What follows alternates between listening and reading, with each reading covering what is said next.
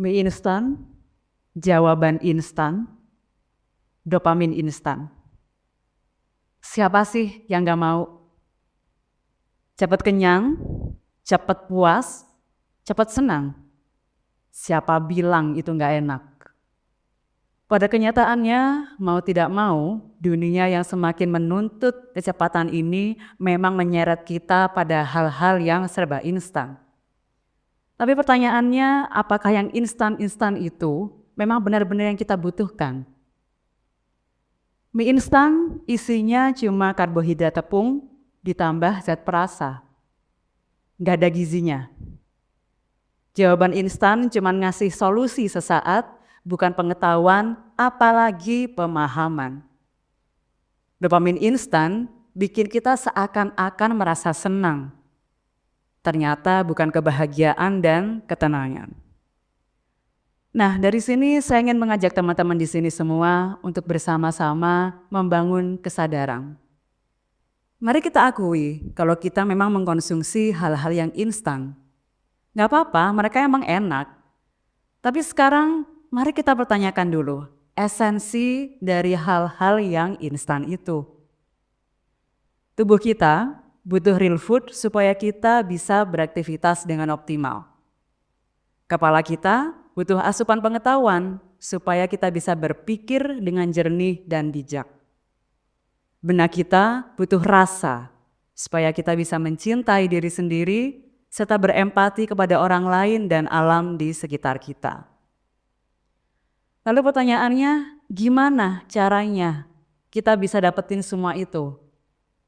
Kita nggak perlu kok jadi perenung yang murung atau jadi pertapa yang menyepi. Kita cuman butuh membaca. Dalam kaitannya dengan membaca, ada satu persoalan yang terus menghantui kita sebagai orang Indonesia. Apalagi kalau bukan tingkat minat membaca yang katanya rendah. Bertahun-tahun, bahkan berpuluh-puluh tahun kita dihadapkan dengan narasi itu. Sampai-sampai celakanya kita terlalu sibuk untuk mempercayainya dan terlupa untuk memikirkan bagaimana cara mengubah kondisi itu, terutama pada tingkatan personal atau perubahan atas kebiasaan diri. Jadi pada kesempatan ini, saya tidak mau menghabiskan waktu yang singkat ini untuk menjadi kaset usang yang disetel berkali-kali dan menambah kesumbangan. Yang ingin saya lakukan adalah ngajak teman-teman di sini untuk membangun kesadaran tentang pentingnya aktivitas membaca di tengah kehidupan yang serba instan sekarang ini. Kesadaran yang bermuara ke perubahan bermakna. Pertama, mari kita bangun kesadaran tentang esensi membaca. Membaca bukan cuma perkara goal atau challenge, jumlah buku yang kalian baca dalam 1 tahun ataupun 1 bulan. Bukan itu. Apa artinya sih menuntaskan 10, 50, atau bahkan 100 buku sekalipun tanpa benar-benar memahami isi dan maknanya? Membaca jadi aktivitas yang penting di era serba instan ini bukan karena kecepatannya, tapi sebaliknya, yakni karena kelambanannya, karena prosesnya. Proses yang tidak terjadi kalau kita lagi masak mie instan, atau kalau kita minta jawaban instan dari akal imitasi yang bekerja dengan super misterius. Ketika kita dapat tugas kuliah, atau misalnya dapat dari tugas pekerjaan dari kantor, kita bisa aja lari ke akal imitasi untuk mencari jawabannya. Tapi karena proses pencarian jawaban itu tidak berlangsung dalam diri kita, jadinya diri kita nggak ngalamin proses belajar itu. Sementara membaca buku melibatkan berbagai indera dalam tubuh kita, serta menuntut daya pikir dan imajinasi untuk memahami isi dan maknanya. Kita berpindah perlahan dari satu halaman ke halaman berikutnya sampai akhirnya buku di tangan kita selesai dibaca. Pelibatan indera serta daya pikir dan imajinasi itulah yang memungkinkan pengertian dan pemahaman yang mendalam. Berbeda ketika kita disodori begitu saja dengan jawaban yang dicarikan oleh akal imitasi. Jadi teman-teman di sini kita sudah sadarin ya, bahwa esensi membaca itu terletak pada prosesnya, pada perjalanannya, pada halaman ke halaman berikutnya. Bukan pada kecepatan yang diukur dengan target berapa buku yang harus dibaca dalam satu waktu tertentu. Nah, setelah mengetahui esensi dari membaca, sekarang saya juga ingin menjelaskan tentang apa sih yang bisa dan mesti kita baca. Buku adalah salah satu sumber jawaban atas berbagai pertanyaan. Karena buku ini menghimpun pemikiran, pengalaman, dan pemaknaan atas yang lalu, pembacaan atas yang masa sekarang, dan pengharapan atas yang masa depan. Atau dalam kata lain, buku adalah endapan dari kehidupan. Tapi sebenarnya, buku bukan satu-satunya sumber. Untuk menemukan jawaban tentang berbagai pertanyaan tentang dunia ini, tidak berbatas pada buku. Kita bisa menemukan sudut pandang yang lain dan baru dari berbincang dan berdialog dengan orang lain. Apa yang sering kita bilang dengan nongkrong, kongko, atau ngopi-ngopi sebenarnya adalah kesempatan bagi kita untuk membaca. Yang maknanya di sini adalah menyimak apa yang disampaikan oleh lawan bicara kita dan mengambil pelajaran dari sana. Serupa dengan membaca buku, menyimak juga melibatkan berbagai indera dalam tubuh kita. Dan sekali lagi, proses. Menyimak bukan sekadar mendengarkan untuk menunggu giliran kita berbicara, tapi menyimak adalah mendengarkan dengan seksama untuk kemudian kita renungkan dan sarikan makna dan pelajarannya. Serupa dengan kita menyusuri halaman demi halaman dari sebuah buku.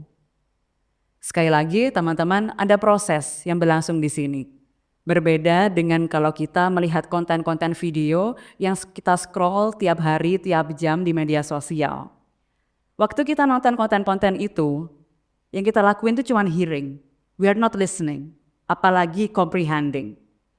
Oleh karena itu, di era serba instan dan doom scrolling saat ini, kita perlu memulai kembali aktivitas menyimak sebagai salah satu cara untuk membaca.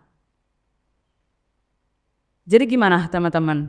Ternyata membaca tidak sesulit itu kan? Tunggu, mungkin memang tidak sesulit itu bagi orang-orang yang sejak kecil sudah terpapar dengan bahan bacaan atau terlibat dalam diskusi yang selalu riuh dengan diskusi. Dalam hal ini saya barangkali adalah salah satu orang yang beruntung karena tumbuh besar di keluarga yang lebih memilih membeli buku daripada membeli pakaian, dan saya pun juga tumbuh dewasa dan berkarir di dunia sastra dan perbukuan yang tidak pernah sepi dari perbincangan dan dialog. Jadi membaca pada akhirnya menjadi aktivitas dan perilaku yang mengakar dalam kehidupan saya. Tapi saya juga sadar bahwa tidak semua orang memiliki kesempatan dan pengalaman yang sama. Sering sekali saya mendengarkan curhatan dari teman-teman yang sebenarnya ingin menjadi seorang pembaca aktif, tapi menghadapi banyak sekali tantangan.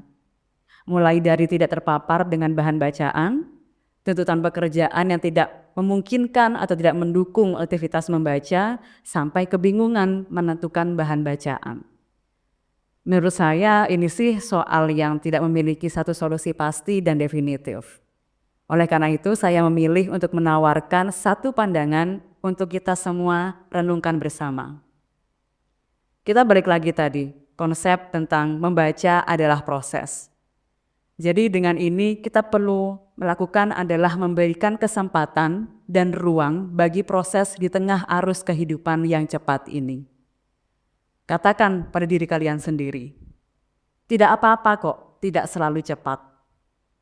Tidak ada salahnya untuk berproses. Tidak apa-apa untuk melamban.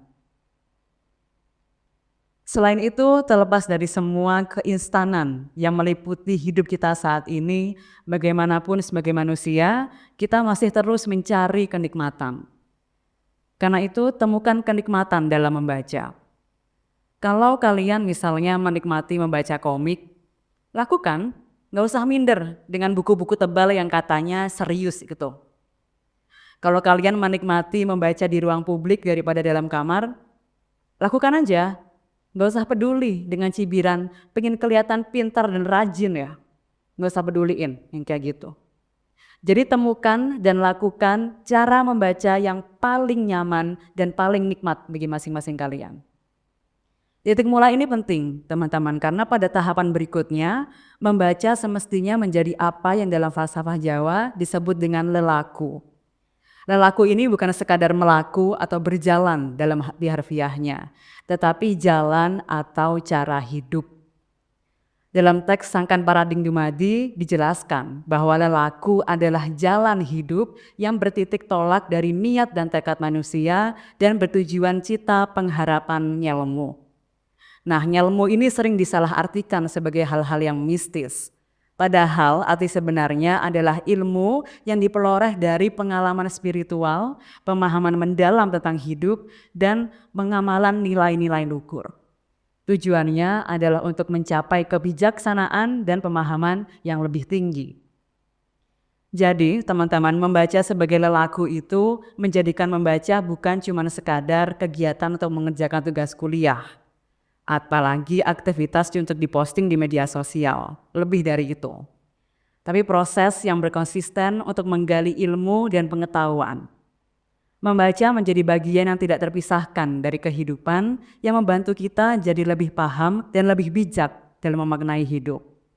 Dan kalau kita udah dapat nih nikmatnya membaca, proses menggali pengetahuan itu akan terasa menyenangkan. Tidak seperti kewajiban, apalagi sebuah beban.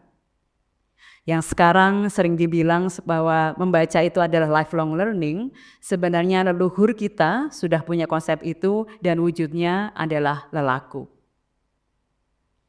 Pada akhirnya teman-teman, kita butuh lebih dari sekadar mie instan, jawaban instan, kesenangan instan. Membaca, baik dari halaman-halaman yang menyusun suatu buku atau perbincangan-perbincangan di warung kopi, adalah tentang kelambanan yang akan membawa kita pada rasa dan kebijaksanaan, tentang proses yang mengantarkan kita pada hidup yang sepenuhnya hidup. Jadi mulai sekarang, singkirkan yang instan-instan, jadikan membaca lelaku hidupmu. Terima kasih.